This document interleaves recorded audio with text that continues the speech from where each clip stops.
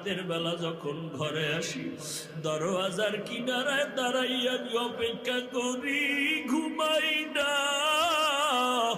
আমি দাঁড়ায় থাকি, আমার মায়ার নবী এসে কখন ডাক দিবে আবু বকর। আবু বকর বলে যদি নবী ডাক দেয় আর আমি আবু বকর যদি ঘুমায় থাকি, দুশমনেরা নবীর উপরে হামলা করবে। আবু বকর বলেন, নবী আল্লাহর কসম, ওই বহু আগের থেকে আপনি আমাকে ইশারা দেওয়ার পর আজ পর্যন্ত আমি একটা রাতের বেলাও ঘুমাই না। নবীর চোখের পানিও বের হয়ে গেল।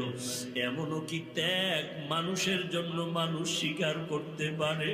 আবু বকর বলেন, নবী আমি আবু বকর একা ঘুমাই না তা না, আমার ছোট মেয়ে আসমাও ঘুমায় না। আপনার জন্য নাস্তা বানাইয়া অপেক্ষা করে মদিনার লম্বা সফর, নাস্তা দেওয়ার জন্য আমার মেয়েটা সারা রাত ঘুমায় না।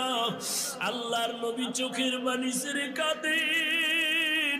আবু বকর ডাক দিয়ে কয়, নবী আমি হিজরতের সফরের জন্য আমি 2টা উট কিনলাম, তাকায় দেখেন ওই খুঁটির গোড়ায় উট 2টাও ঘুমায় না। কখন আমার পিঠে আইসা রহমাতুল লিল আলামিন উঠবে, ওই উঠো সারা রাত ঘুমায় না।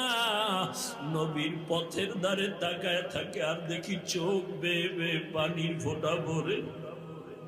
আল্লাহর নবী দোয়া করেন, ওরে আবু বকর আজকে আবার কষ্টের জিন্দেগির রাত, আমার মা নাই বাবাও নাই, আমার ঘরের চতুর্দিকে দুশমন। আমি বাইতুল্লাহর গিলাফ ধরে কান্না করেছি আর বলেছি, রে বাইতুল্লাহ আর বুঝি দেখা হবে না, চিরতরে বোধহয় আবার আজ মক্কা ছেড়ে যেতে হবে। আজকের আমার এই কষ্টের রাতে আমি দোয়া করি, ওরে মালিক আপনার আবু বকরকে দেওয়ার মতো কিছুই নাই।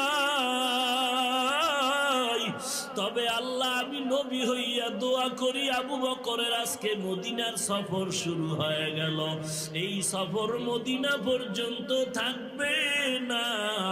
আমি চাই আবু বকরের সফর হবে জান্নাতের মধ্য পর্যন্ত।